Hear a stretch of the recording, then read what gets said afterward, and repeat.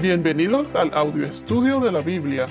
A continuación, la lectura de las Escrituras, una breve explicación y los versículos que se relacionan. Génesis capítulo 29, versículos 21 al 24.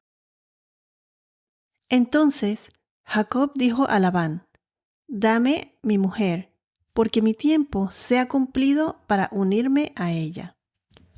Labán reunió a todos los hombres del lugar e hizo un banquete.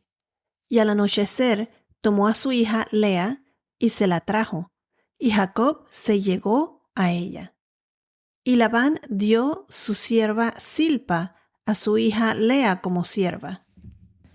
En el podcast anterior vimos que Jacob le ofreció a Labán trabajar 7 años por la mano de Raquel, o sea, para casarse con Raquel, la hija más joven o la hija menor de Labán. Los 7 años de trabajo era el precio de la novia, como se acostumbraba en las tradiciones hebreas. Raquel fue separada para Jacob. Ya estaban casados, así como era la costumbre, pero el matrimonio no se había consumado. Oficialmente casados, pero sin consumar la boda hasta después que Jacob cumpliera con su parte, que eran los 7 años de trabajo. Como explicamos en podcasts anteriores, se daba el precio para la novia y luego el contrato de matrimonio. La novia era separada para el novio por un periodo aproximadamente de 1 año, más o menos, y esto sin consumar la boda, hasta que el novio la fuese a buscar para casarse. Y hablando de ese periodo de espera, que puede ser como 1 año, más o menos, si vamos a Mateo, capítulo 1, versículos 18 y 19, asimismo pasó con María y José, María la madre de Jesús. Ella estaba ya casada bajo contrato con José, estaba bajo contrato matrimonial, lo que mencioné que se llama el ketubah, pero estaba dentro de ese año de espera cuando ella milagrosamente, por obra divina de Dios, quedó embarazada de Jesús. El matrimonio no se había consumado. María estaba separada para José, ya estaba prometida para José, ya era su esposa por contrato. Al enterarse José de esto, José más bien tenía 2 opciones. O sea, o se divorciaba o María hubiese sido apedreada. O sea, la hubieran podido apedrear a muerte, ya que estaba embarazada antes de la ceremonia y no de José. José quería divorciarse calladamente, ya que el matrimonio no se había consumado. Después un ángel se le apareció por la noche a José y él decidió continuar con el compromiso. Como pareja prometida, María y José eran esencialmente marido y mujer, y posteriormente se casaron, según el versículo 24, aunque no se consumó el matrimonio hasta después del nacimiento de Jesús, como lo dice en el versículo 25. Al final de cuentas, José aceptó ser el padre legal del bebé. José no fue el padre biológico, porque sabemos que María fue divinamente concebida, pero fue su padre legal. Se los voy a leer. Mateo 1, 18, 19. Dice: el nacimiento de Jesucristo fue como sigue. Estando su madre María comprometida para casarse con José, antes de que se llevara a cabo el matrimonio, o sea, ese es el periodo de espera al que estaba mencionando. Antes de que se llevara a cabo el matrimonio, se halló que había concebido por obra del Espíritu Santo. Entonces José, su marido, siendo un hombre justo y no queriendo denunciarla públicamente, quiso abandonarla en secreto. Entonces pasó lo que ya les conté, que se le apareció el ángel y él decidió entonces quedarse con María. Y como dice en el versículo 24, Cuando José despertó del sueño, hizo como el ángel del Señor le había mandado y tomó consigo a María como su mujer. Versículo 25 dice, y la conservó virgen hasta que dio a luz un hijo y le puso por nombre Jesús. O sea que ese matrimonio no se consumó sino hasta mucho después, mucho después del nacimiento de Jesús. Y a lo largo de la Biblia vamos a ver que Jesús mencionan a los hermanos de Jesús. Mencionamos en el podcast pasado que en la Biblia todo apunta a Jesús. Él está en el Antiguo Testamento y aparece revelado en el Nuevo Testamento.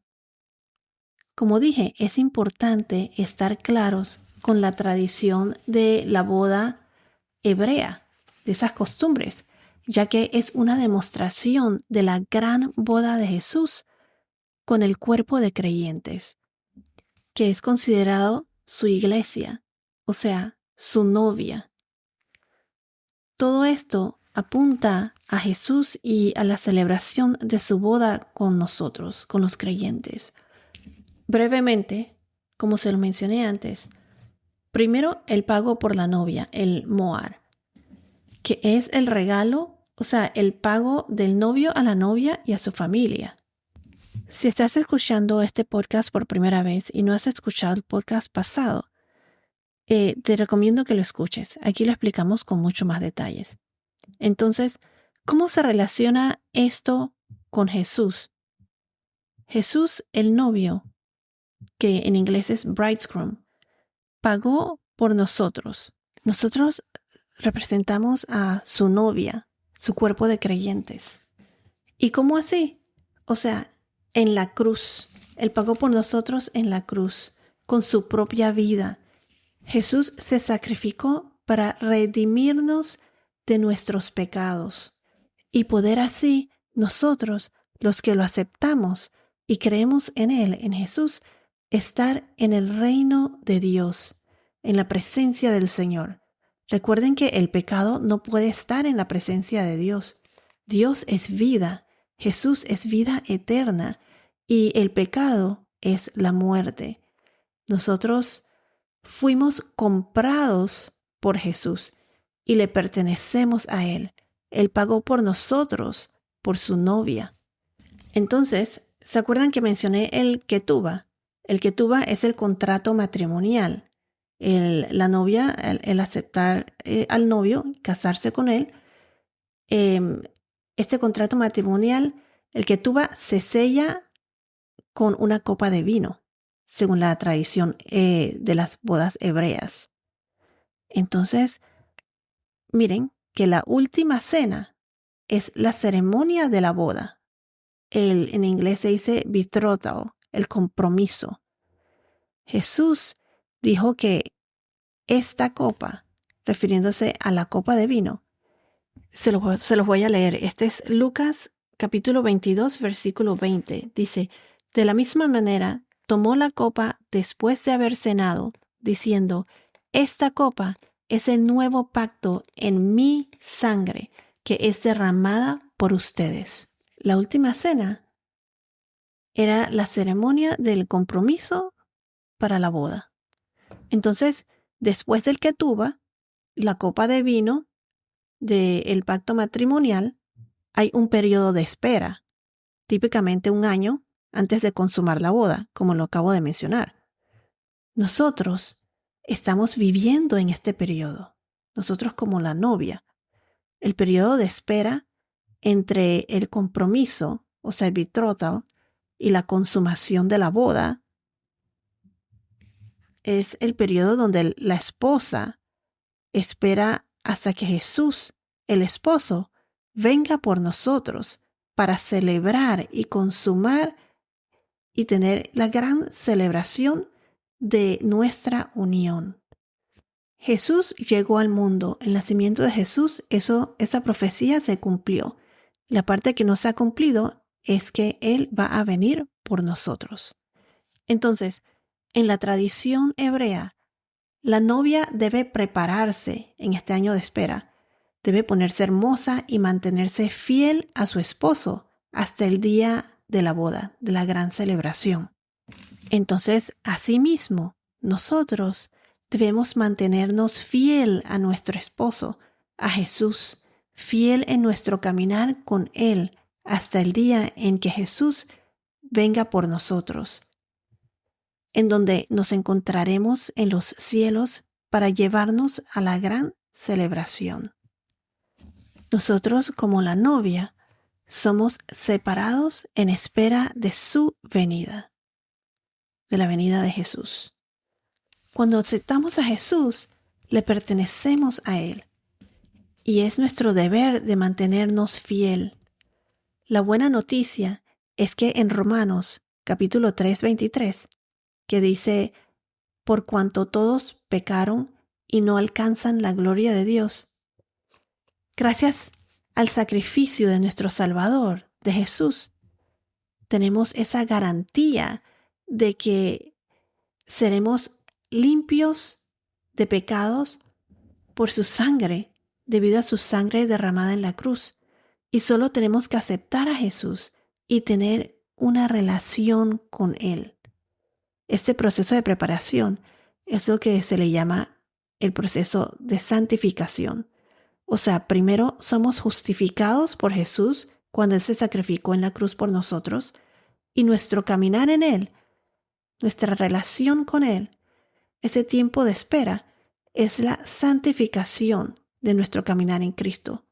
Entonces, ¿cuál es el deber del novio? El novio, mientras tanto, durante todo este tiempo, él prepara una casa para la novia. Prepara la cámara nupcial. Y su casa es una adición a la casa de su padre, para después del día de la boda, ellos puedan vivir ahí. Recuerden que asimismo Jesús dijo en Juan capítulo 14, versículos 2 al 10, lo voy a leer. En la casa de mi Padre hay muchas moradas. Si no fuera así, se lo hubiera dicho, porque voy a preparar un lugar para ustedes.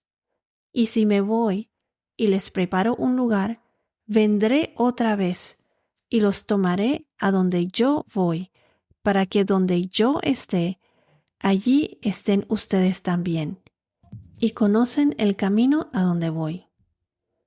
Entonces es aquí donde el novio prepara la alcoba nupcial, así como Jesús prepara nuestra casa. Bueno, entonces regresando al tema, es por eso que Jacob le dijo a Labán que le diera a su mujer en el versículo 21.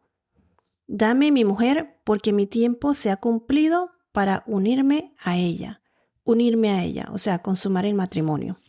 Entonces, una vez terminada la preparación de la cámara nupcial o la alcoba nupcial, el novio volvía a buscar a su prometida. La novia desconocía el día y la hora del regreso de su futuro esposo. Y es por eso que su llegada, la llegada del novio, se anunciaba con un toque de trompeta y un grito para que ella estuviera al tanto. Entonces, antes de la ceremonia, la novia se sometía a un ritual de purificación, en donde más bien eran pocos invitados, probablemente solo los familiares. Después de la ceremonia, la pareja asistía a un banquete nupcial en su honor. Aquí habían más gente, más invitados, y era una gran celebración organizada por la familia del novio. Ahora, en el versículo 22 dice, Labán reunió a todos los hombres del lugar e hizo un banquete.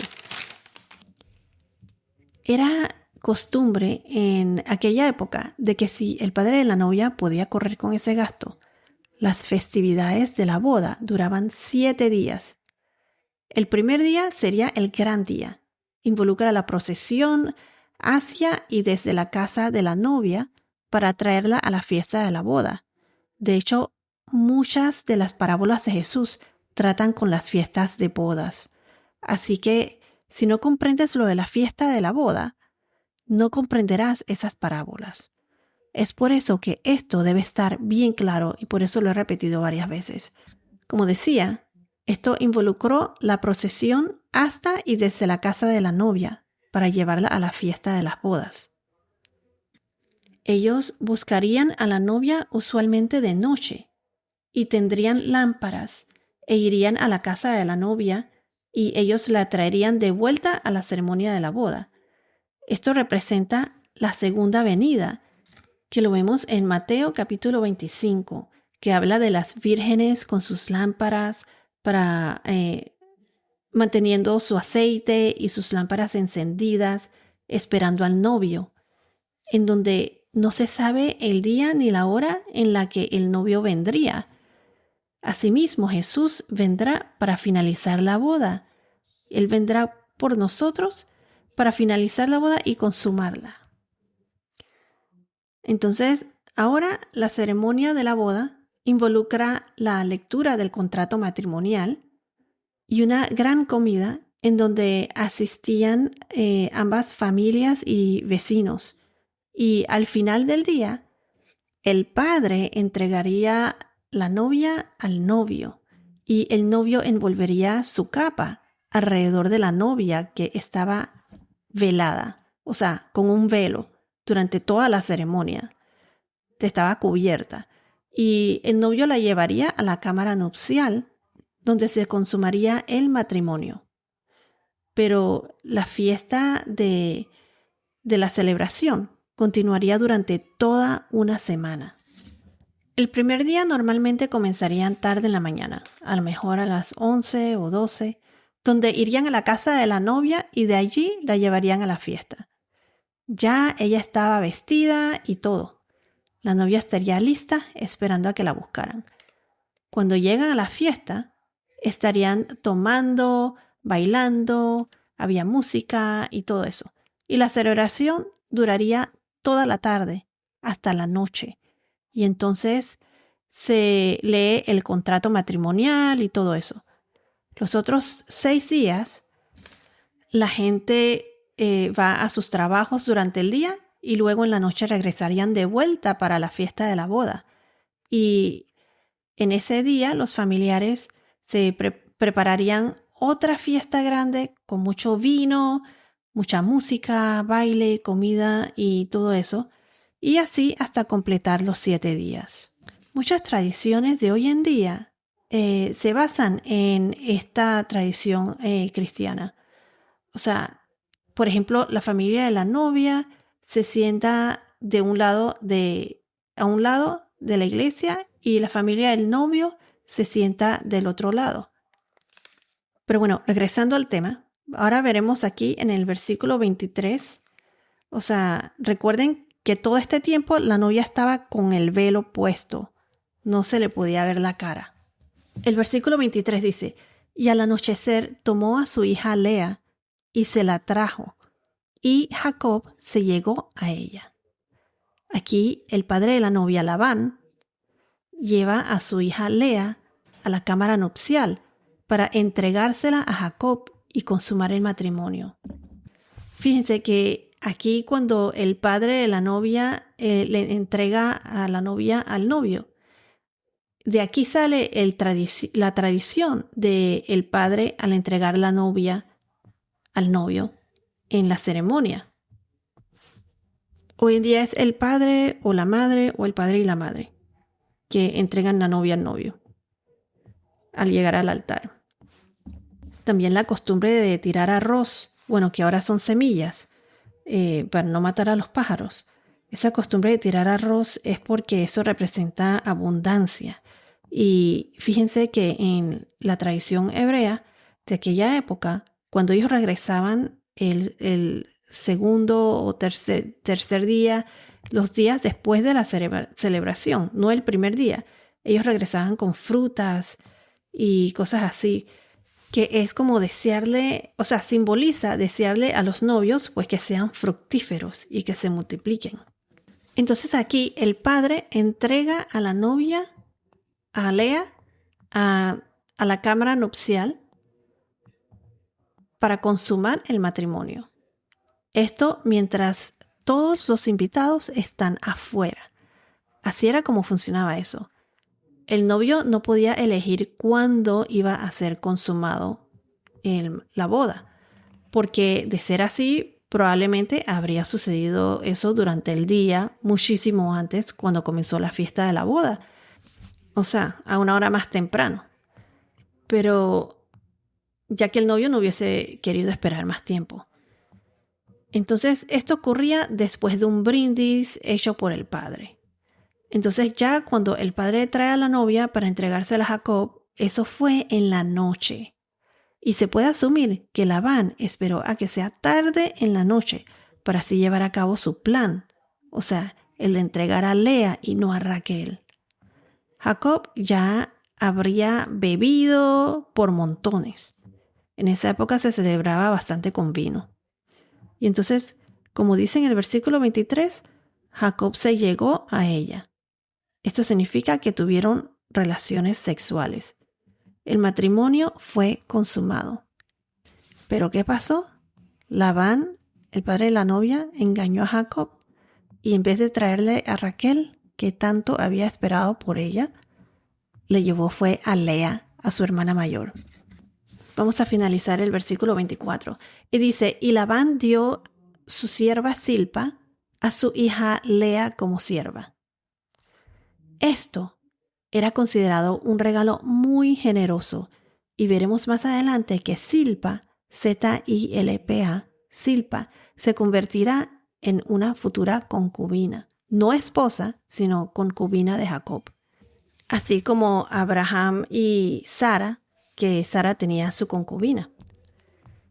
Y ella le ofreció su concubina a Abraham, como ya lo hemos mencionado en podcasts anteriores. Entonces, Silpa es introducida aquí porque va a aparecer en el futuro. Recuerden también que tener hijos en esa época era muy importante. Jacob no se casa con Silpa. Silpa es solo una concubina. Y en esa época, entre más hijos, mejor. ¿Por qué digo esto? Porque los hijos contribuían a las labores de sus tierras. Tener más hijos es tener más trabajadores. Y si habría que defenderse de algún ataque, entonces ya es mejor tener un montón de hijos. Era común para un hombre tener muchos hijos. Y era común que las esposas le ofrecieran concubinas al esposo, especialmente si no podían tener hijos, y así poder procrear de esa manera. Pero las concubinas no tendrían los mismos derechos que las esposas. Pero eso no significa que la poligamia y el tener concubinas era aceptado a los ojos de Dios. Más adelante veremos que va a ser una de las leyes establecidas del Señor, en donde el matrimonio es la unión de un hombre con una mujer. Bueno, los quiero dejar con esto, que al vivir nuestra vida para Dios, nosotros nos estamos purificando, así como la novia se purifica mientras espera a su novio. Entonces, nosotros nos estamos purificando y todo esto mientras que es Jesús con su sangre que nos cubre. Así como cuando el novio cubre a su novia con su capa, cuando la novia es entregada por su padre, como lo hizo Jacob con Lea. Jesús nos cubre con su sangre y nos hace puros. Nosotros debemos buscar vivir esta vida leales al Señor, confiando en Jesús y esperando su venida.